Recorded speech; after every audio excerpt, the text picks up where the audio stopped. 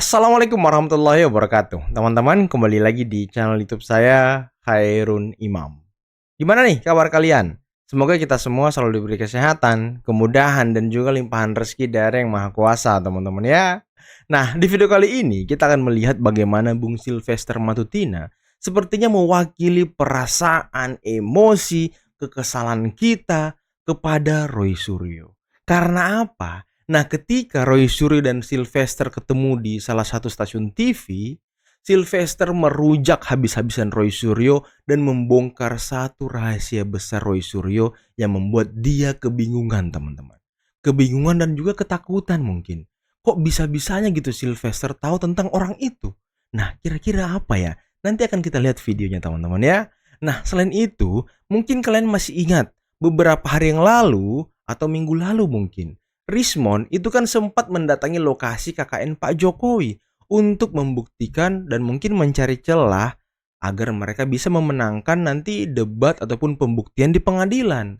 Tapi sayangnya ketika Rismond ke sana malah diskakmat oleh kepala desa, sekretaris desa, dan muncul beberapa foto yang menunjukkan bahwa Pak Jokowi pernah KKN di situ.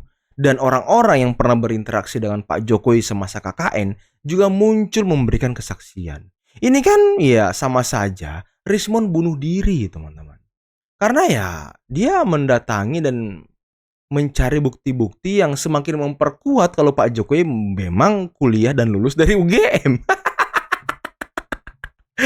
Aduh, kasihan banget orang-orang ini, teman-teman. Sudah kelimpungan sepertinya.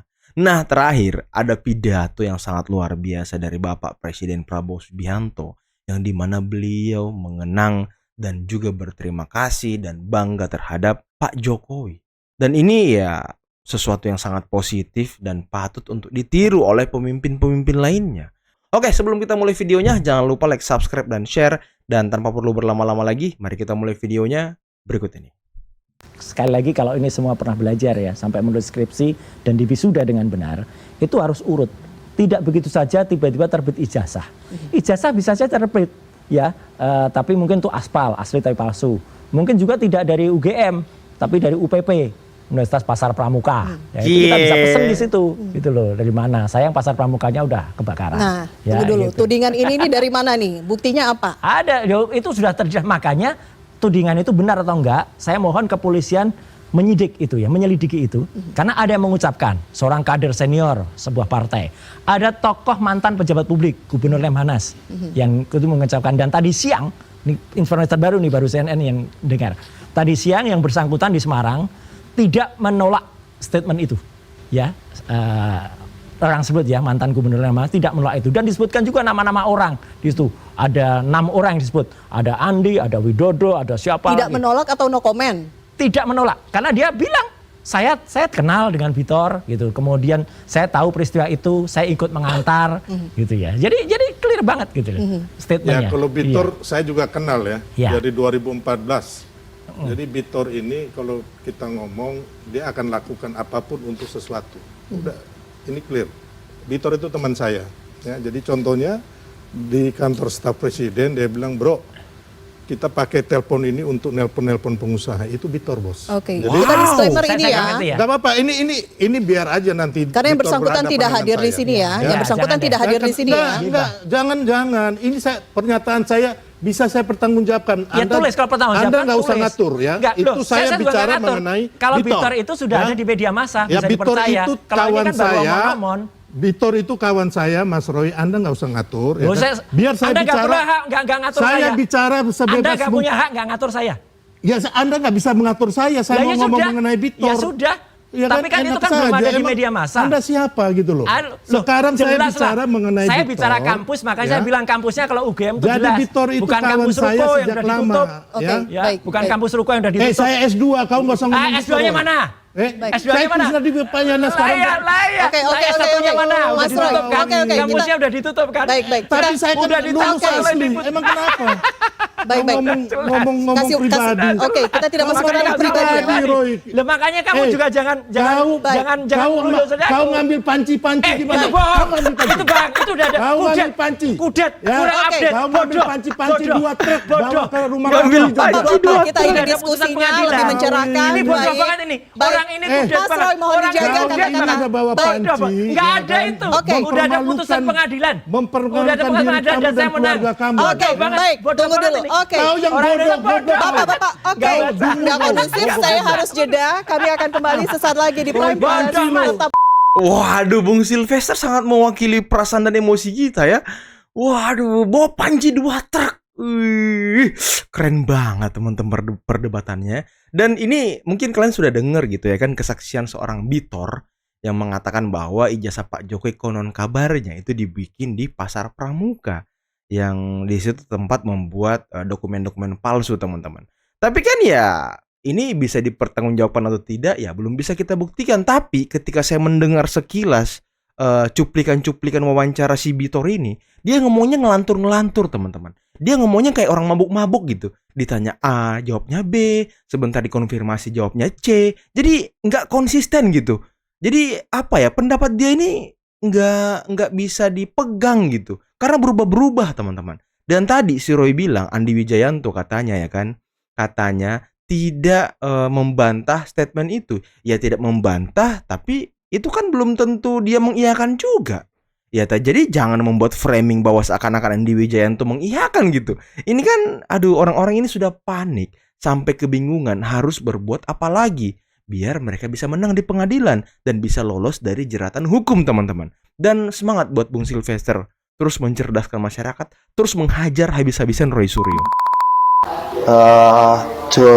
Joyo Sumarto itu tahun 54 juga.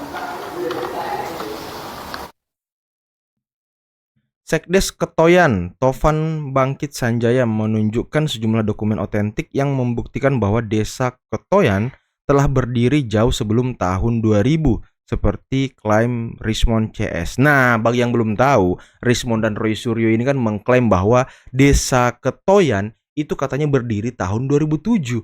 Padahal desa ini berdiri tahun 1957 apa 58 gitu teman-teman.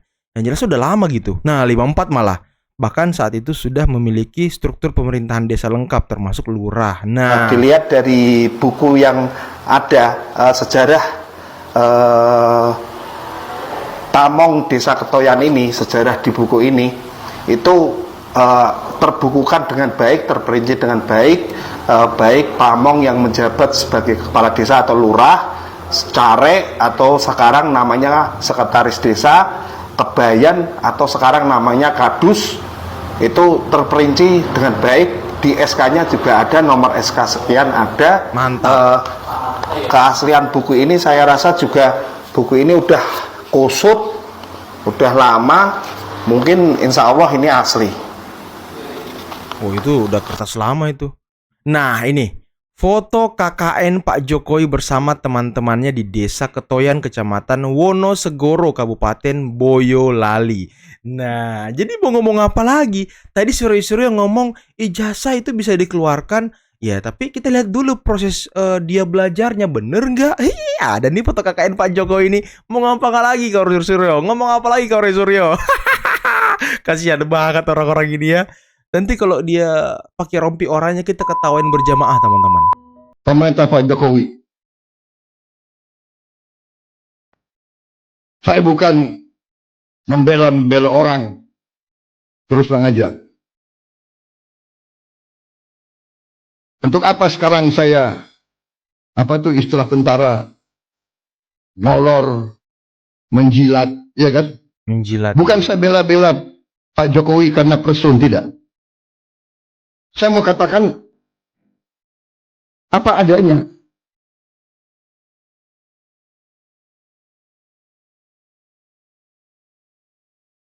Kalau ada kekurangan, ada. Kita semua ada kekurangan. Betul Pak, betul. Semua pemimpin ada kekurangan. Jangan memfitnah, jangan menyerang. Kita semua punya kekurangan. Mau buka-bukaan. Dengar tuh kata Pak Prabowo, jangan memfitnah, jangan menyerang. Dengar tuh Repli Harun, dengar tuh Roy Suryo dan kawan-kawan, Rismon, Tifa, jangan memfitnah. Yang gak enak.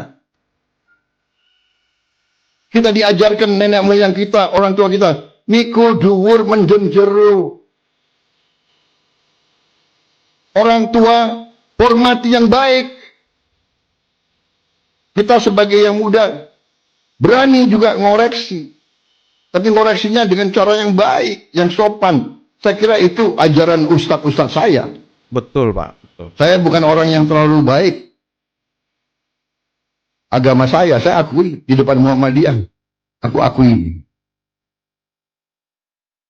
Tapi saya ingat ajaran ustadz-ustadz saya. Gak boleh dendam. Tidak boleh maki-maki. Ya kan? Tidak boleh sakit hati. Tidak boleh benci. Tuhan aja memaafkan kok. Manusia meneruskan permusuhan. Saya ini dikalahkan oleh Pak Jokowi.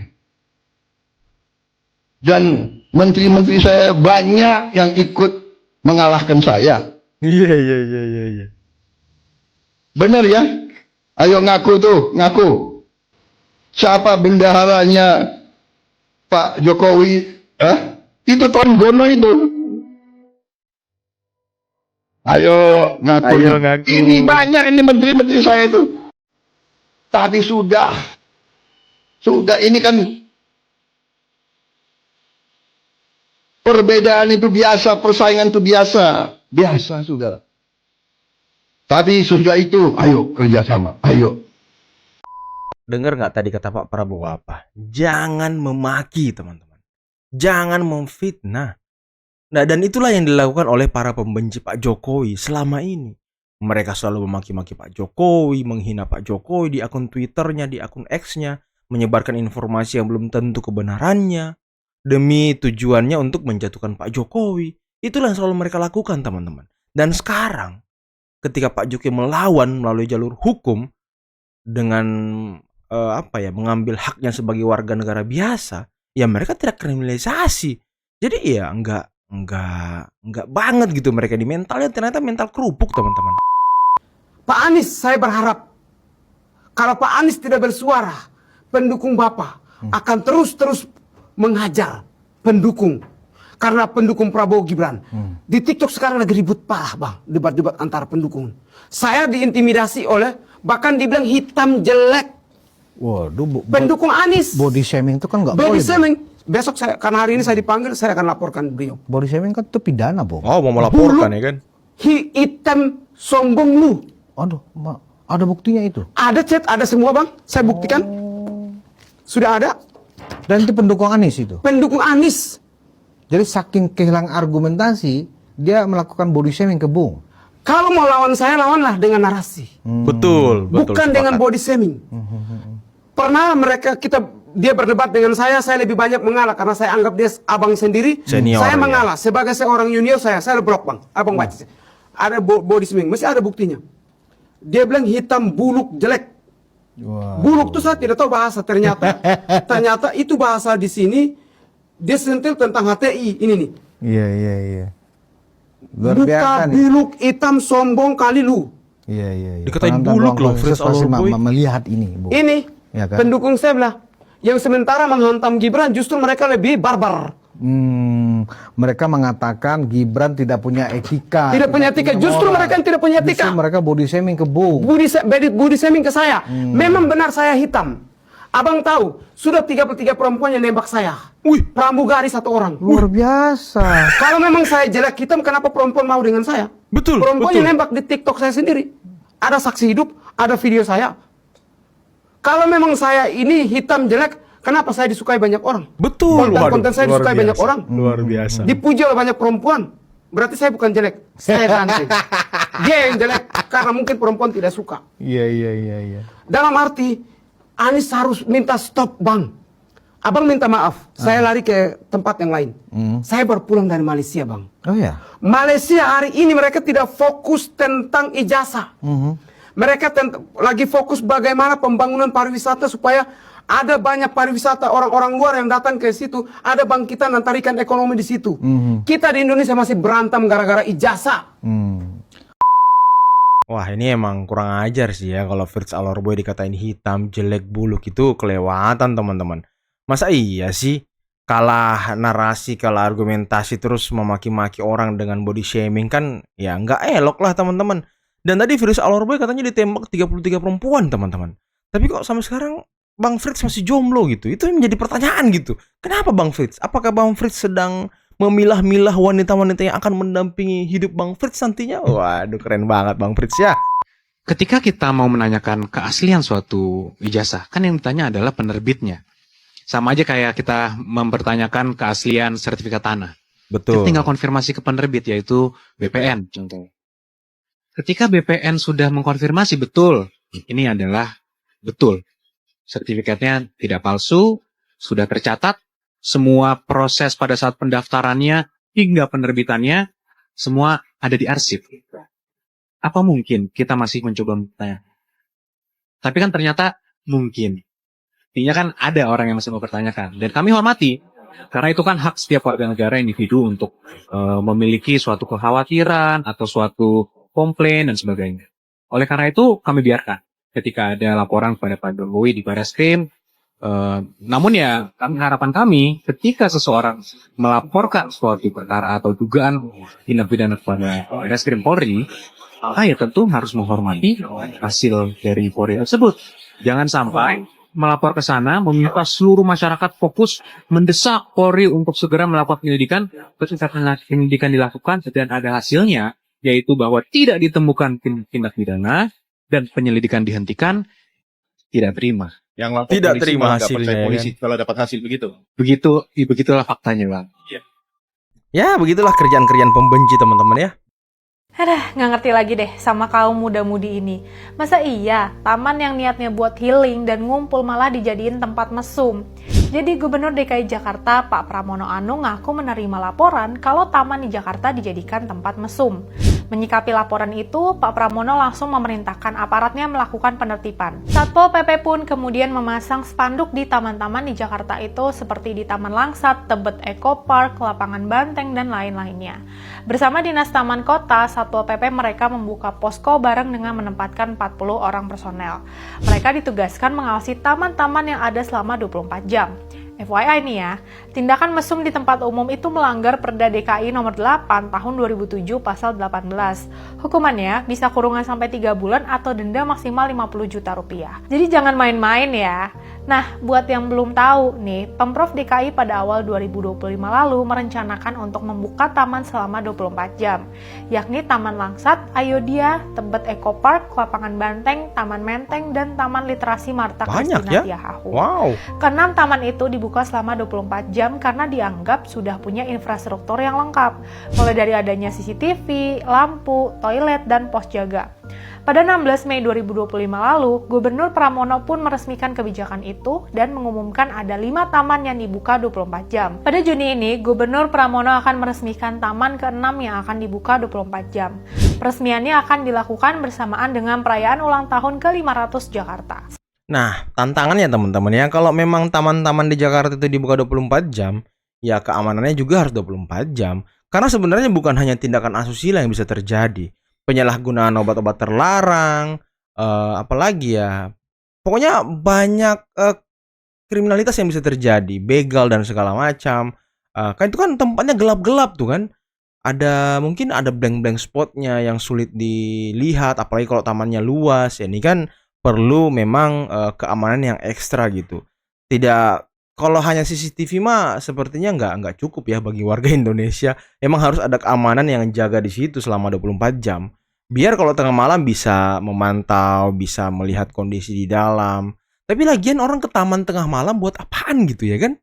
Buat apaan kira-kira? Misal orang ke taman jam 12 malam buat apa gitu? Apa tujuan orang ke taman jam 12 malam? Saya juga masih bertanya-tanya nih teman-teman. Sebenarnya tujuan dibukanya taman yang dibuka selama 24 jam tuh bagus banget loh. Biar semua kalangan, pelajar, pekerja, komunitas, siapa aja bisa menikmati taman kapanpun. Siang atau malam, apalagi buat mereka yang baru punya waktu luang yang hanya malam. Pramono bilang, taman 24 jam tuh wadah buat anak muda nyalurin energi, kayak olahraga, jalan malam, komunitas seni, dan silaturahmi. Harapannya sih bisa mengurangi taura juga, karena ada ruang buat ekspresi positif. Taman juga jadi tempat kumpul komunitas, saling support, dan bangun rasa kebersamaan. Ya, Selain kalau itu, sampai Taman jam 12 24 jam cukup juga sih. nyiptain peluang ekonomi. Ada pujasera, pedagang kaki lima, sampai UMKM. Pemprov bahkan siapin anggaran khusus buat fasilitas kayak kios dan warung makan kecil. Tapi sayangnya masih aja ada yang nggak tahu diri, malah menyalahgunakan taman buat hal negatif. Astaga, sedih banget dengernya. Meski begitu, Pak Pramono tegas bilang kalau kebijakan taman buka 24 jam nggak akan dicabut. Soalnya banyak warga juga ngasih respon positif dan merasa kebantu. Jadi solusinya adalah perketat pengawasan. Salah satunya, Pemprov akan memasang CCTV di banyak tempat yang terhubung ke command center dan dipantau real time. Selain itu, patroli juga akan dilakukan secara intensif. Pos jaga juga akan aktif 24 jam. Semoga upaya Pak Gubernur berjalan lancar ya. Yuk, bareng-bareng jaga ruang publik kita. Oke teman-teman, itulah tadi beberapa video yang bisa kita simak, yang bisa kita saksikan pada kesempatan kali ini. Dan menarik ya, panasnya perdebatan antara Roy Suryo dan juga Bung Sylvester Matutina, yang dimana Bung Sylvester benar-benar mengeluarkan, menyalurkan emosi kita, mewakilkan kekesalan kita terhadap Roy Suryo. Karena kan kita nggak bisa tuh langsung ngata-ngatain dia begitu saja di media sosial. Takutnya kita dilaporkan pula ke polisi ya kan. Tapi kalau Bung Sylvester sedang debat di televisi ya saya pikir wajar-wajar aja teman-teman. Hal-hal yang lumrah gitu kan. Setelah debat nanti kan salaman lagi gitu, aman. Jadi nggak ada yang lanjut ke jalur hukum. Kalau kita ya agak ngeri teman-teman. Tapi ya terima kasih buat Bang Sylvester yang sudah mewakili emosi kita gitu ya kan. Dan tadi ya sepertinya Rismond semakin shock, semakin jantungan ketika melihat foto KKN Pak Jokowi. Roy Suryo juga makin panik melihat foto KKN Pak Jokowi. Dan kesaksian sekdes yang ada di Ketoyan dan segala macam itu kan membuktikan bahwa klaim-klaim atau tuduhan-tuduhan Roy Suryo dan Rismond itu semakin terbantahkan teman-teman. Semakin mereka mencari celah baru untuk menyerang Pak Jokowi, semakin mereka menemukan fakta bahwa memang Pak Jokowi berkuliah dan menjalani proses perkuliahan di UGM sampai selesai. Dan tadi pidato dari Pak Prabowo sangat luar biasa, sangat mewakili kita semua. Itulah perasaan bangga kita juga terhadap Pak Jokowi yang sudah bekerja selama kurang lebih 10 tahun. Dan ya meninggalkan banyak legacy, tentu banyak kurangnya. Nah, dan itulah tugas Pak Prabowo untuk memperbaiki. Dan yang sudah bagus, ya tugas Pak Prabowo untuk menyempurnakan. Dan di samping itu kan banyak sekali program-program kerakyatan Pak Prabowo juga yang harus berjalan dengan baik teman-teman. Ya kita dukung terus dan kawal terus pemerintahan Prabowo Gibran sampai selesai. Jangan kita mudah dipecah belah oleh siapapun, oleh oknum-oknum siapapun. Ya kita kawal para pemimpin kita terus berada di garda terdepan untuk menghalau berita-berita hoax, menghalau segala bentuk adu domba untuk menghancurkan bangsa kita. Oke teman-teman, mungkin cukup sekian dulu video kali ini. Jangan lupa like, subscribe, dan share videonya. Akhir kata, billahi taufiq wal hidayah. Wassalamualaikum warahmatullahi wabarakatuh. Bye-bye.